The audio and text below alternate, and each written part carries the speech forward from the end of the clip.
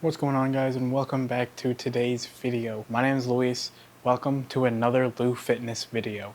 Today we're going to be talking about my 5 tips for beginners. If you're new to the gym, a couple of things to avoid, things I wish I knew when I started working out. Make sure to stick around for tip number 3. That's probably going to be one of the most important things and the best things for you to see success in the gym.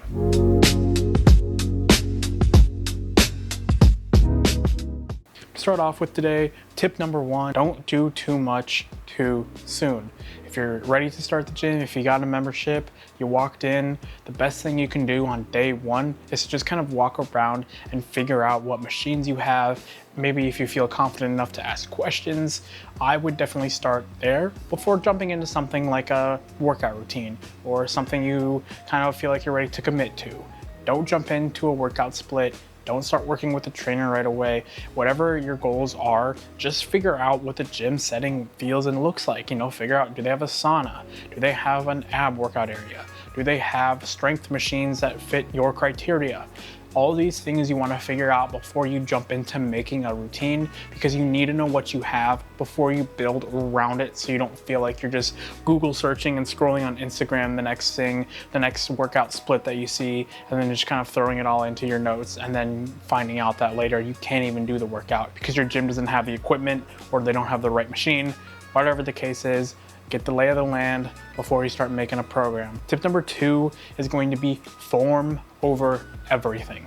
You go into the gym, you see a bunch of these guys, you see mainly 2 people, either the guys just throwing a bunch of weight on the gym or the guys taking it nice and easy, nice and slow. So if your goal at the end of the day is to just press as much weight as possible, you still want to be doing it safely and securely. So having a spotter, practicing and getting progressive overload in before loading up the plates, loading up the machine, and going ham on it like you're a professional.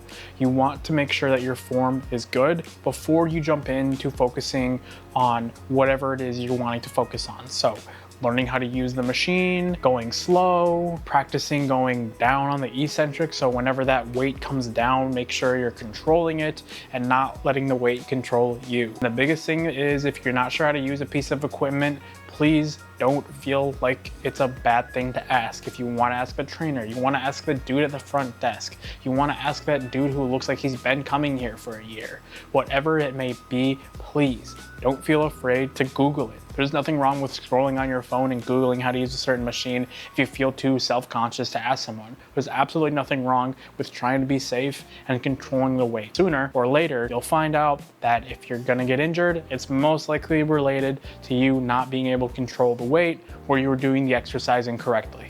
Tip number 3, and this is the biggest one that I wish I knew at the beginning, is that you need to fuel your body. Basic nutrition, like staying hydrated, make sure you're getting in enough water. All you really need to focus on is half of your body weight, focusing on eating cleaner meals, high in protein. We don't need to worry about counting calories right away. The best thing is to just slowly start making small changes and focusing on good sources of protein and making sure not to skip those meals, because your body needs that fuel. For all my breakfast skippers out there, you need to be eating or at least taking some sort of protein in the morning so that your body has this energy to start its metabolism. Things people don't know is that you have to eat in order to fuel your body. Just like your phone needs to be charged, you need to be using food as your energy for your body to do the things it needs to do, like lose weight, burn body fat, give you energy to go to the gym. You need to be eating, so don't be skipping those meals. That breakfast is going to be extremely important,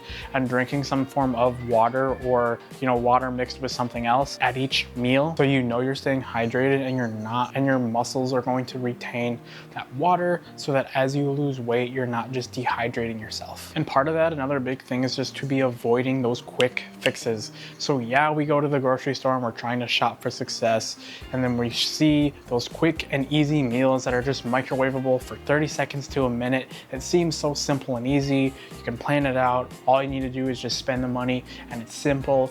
But the best thing to do is to just avoid the quick and easy things, because that way it's easier to practice a form of discipline. You don't feel like you're just wasting time. If you're just going for the quick and easy fix, you're just kind of training your mind to feel that whatever the easiest route is, and not really practicing discipline. You're not really working hard, because the hardest part is going to be the nutrition. So if you're you're half-assing it, you're probably not going to see a lot of success in the long run. So the best thing to do is to just make those quick changes, start cooking for yourself, start getting some sort of good protein in each of those meals and staying hydrated. Tip number 4 is rest. Yes, resting is part of your plan. You see all these influencers and these guys at the gym like David Goggins telling you not to sleep. You don't need sleep. You don't need to eat. You don't need, just don't think about it. Just do that. All you need to do is just worry about going to the gym 7 days a week and, crashing your heart out. You are wasting your time. Your body needs to rest. So whenever you're going to the gym, however high intense you have it, if it's more on the intense side, you gotta get home, you gotta eat, you gotta get ready for the next day. It's totally understandable if you have a busy schedule or your work hours kind of conflict, and that's why you need to start to set some priorities of how am I gonna get my food in? How am I gonna go to the gym on the certain days? How am I gonna get at least 7 to 9 hours of sleep? Well, you are physically sleeping and your mind is not necessarily at what it normally would be. The inside of your body is doing a whole bunch of business on trying to repair itself, on trying to rebuild that muscle that after you just strained them at your workout. You gotta take the rest just as serious as you would nutrition, just as serious as you would the weightlifting, exercise, all of the above. It's all just as serious. And it kind of circles back to the not to do much too fast, is you don't wanna be overtraining. So if you feel like you're cut for time, just throwing in all your extra workouts and then a bunch of junk volume and then you're overtraining, it really just leads to burning out, and it could just lead to injury. Just doing way too much, way too fast, and your body's not getting enough rest in between, you're honestly just wasting your time. Number 5 is going to be my most favorite, is tracking your progress and not perfection. So when you are tracking your progress, let's say you started your split already, you got a workout routine, you got your eating in order, all great, you're staying hydrated, awesome. But then you start to look at yourself in the mirror, and you don't feel like things are working. You don't look like the guy that you saw when you first started coming. You don't look like your favorite influencer. That is okay. This is a journey. This is a marathon, not a sprint. It's gonna take time, and everybody's journey is going to take time as well. So if you're just gonna be looking in the mirror, focusing on the number on the scale not going up or not going down, whatever the case may be, chasing perfection is going to really demotivate you, and you're really not going to feel like all the great things you're doing are really worth it in the long run. But when you think about it, focusing and staying slow and taking it one day at a time, you're going to see a lot of skills and a lot of just lifestyle changes be a lot more beneficial. And then you'll kind of start focusing more on the whole wellness part of the fitness journey and not looking like your favorite influencer and chasing that perfect body. You're going to just have to take time and be patient with yourself. You can do it. You don't just achieve your dreams overnight. It's going to take time. It's going to take a process. And yes, I know you hear it all the time.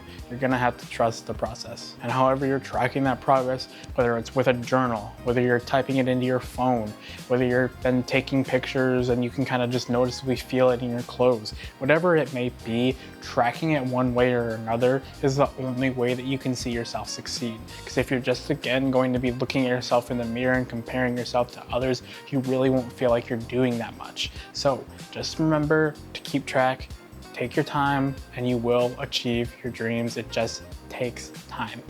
Little bonus add-on for you guys is to just kind of let everybody know everybody is different. Everyone's starting from one spot to another, whether they're super tall, super short, in the middle, they're starting off at super overweight or just barely overweight, skinny, fat, whatever it may be. Everyone's starting from a different standpoint. Maybe they had background in sports. Maybe they had background in swimming. Maybe they had a background in literally nothing and they just started going to the gym. Maybe they only want to weightlift and don't want to do cardio. It's okay to be different than somebody else. Everyone's starting from somewhere different, and everyone's going to be progressing at different speeds, and everyone's going to be chasing different goals. And that's exactly what separates everyone who succeeds versus everyone who just gives up. Because if you're just going to be trying to do what someone else is doing and feeling demotivated and you give up, versus the other people who just keep on continuing to do what they love and continue to try and better themselves, who actually end up succeeding. So continue to do what you want, set your goals, and definitely keep some of these mindful things in your head. If this helped you guys, make sure to leave a comment down below if any of these specifically helped you, or if you're gonna focus on one or the other. And make sure to like, subscribe, and follow me on Instagram. Check out my website for more realistic fitness tips, especially if you're brand new. Again, thank you for watching. If you like these videos, check me out on my Instagram. And as they say in Canada, peace. Ooh.